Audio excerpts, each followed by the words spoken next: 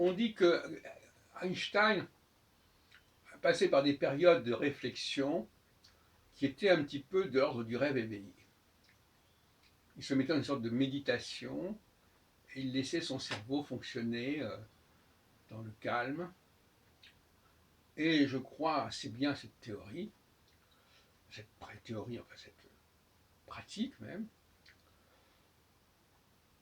Le chercheur qui réfléchit avec lui-même, en lui-même et pas avec les autres, qui introduit ce dialogue intérieur dont parle Platon, je crois, eh bien, c'est un état particulier. C'est l'état du cogito qui implique une sorte d'état second, quelque part, où on s'observe soi-même, où l'on scrute, on scanne ses propres connaissances, et on les connecte, on les disconnecte, les déconnecte. Et cette capacité de certaines personnes, de certains génies, si on peut dire, à reprendre l'ensemble de ce qu'ils ont pensé avec un regard critique, c'est-à-dire un regard objectif, c'est-à-dire où on est à l'extérieur de soi-même quelque part. On s'observe soi-même en train de penser et on dit mais qu'est-ce qu'il est en train de dire celui-là? Si quelqu'un n'a pas cette capacité réflexive,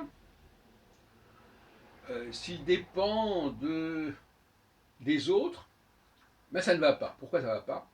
Parce que les autres ne connaissent pas notre pensée aussi intimement que nous la connaissons nous-mêmes.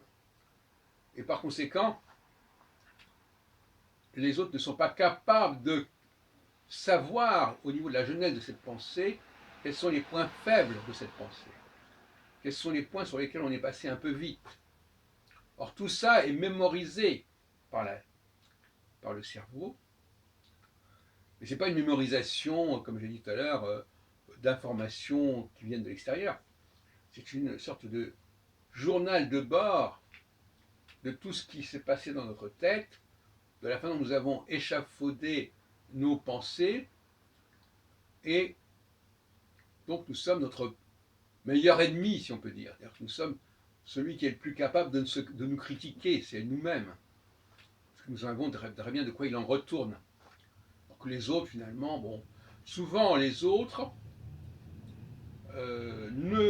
nous attaquent sur des points qui ne sont pas intéressants et nous laissent tranquilles sur des points où il faudrait justement s'interroger. Donc il y a une relation qui n'est pas très ergonomique entre moi et les autres sur ce plan-là. Et pour terminer, concernant l'androgyna,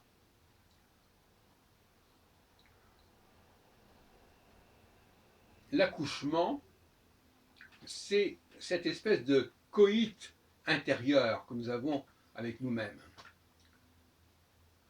Ce n'est pas le rapport avec une femme, avec un homme.